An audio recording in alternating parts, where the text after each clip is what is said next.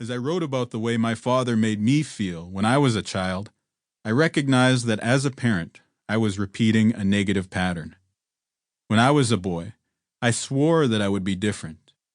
Yet, if I am honest, I, too, can be quick to anger, or careless with the sort of cutting remarks that I remember being hurt by as a kid.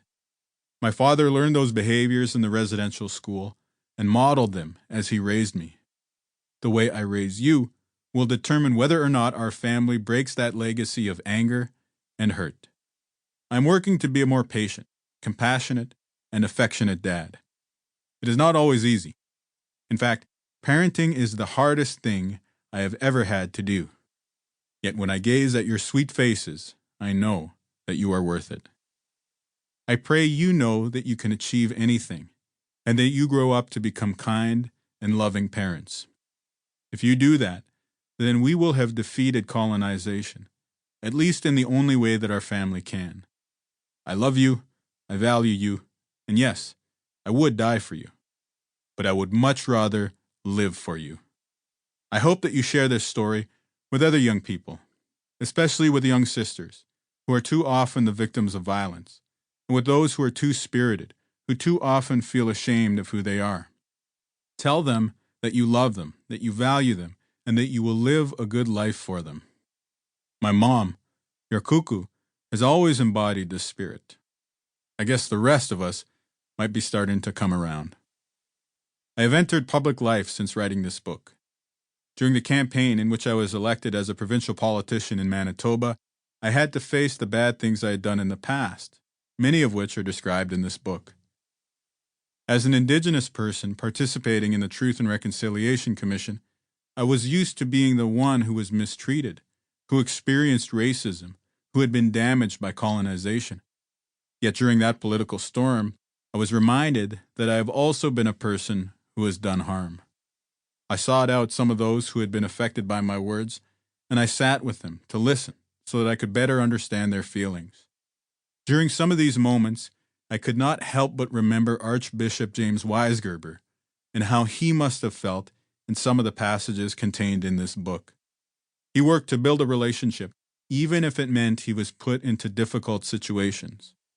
I believe that I have a better understanding now for how others feel on this journey of reconciliation.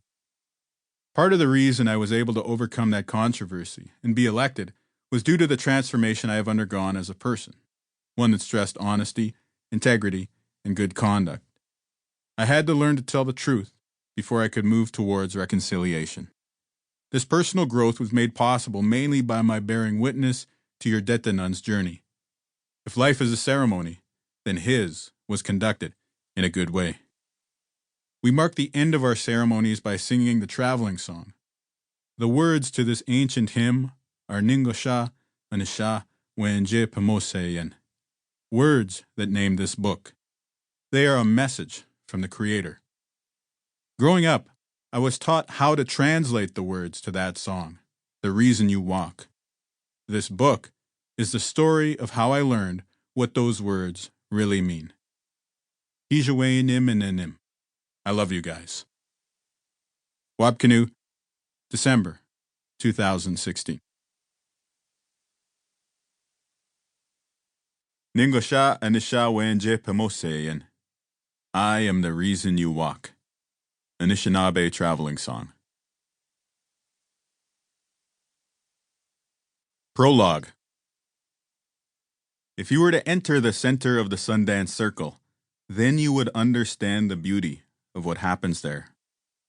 The shake of the cottonwood trees in the breeze, the swing and sway of prayer flags of every color tied to the branches, the chorus of cicadas singing a perfect soundtrack for the sweltering heat, the feeling of hundreds of supporters standing on the edge of the circle, watching you. The hot sand was starting to burn my feet. The sun's radiance had burrowed deep into my skin, turning it a dark carmine brown. My dried sweat left a thin layer of salt on my body. I could taste it as I licked my lips. We had been dancing and fasting in this circle since long before dawn. Chiefs and headmen formed a procession and walked to the south.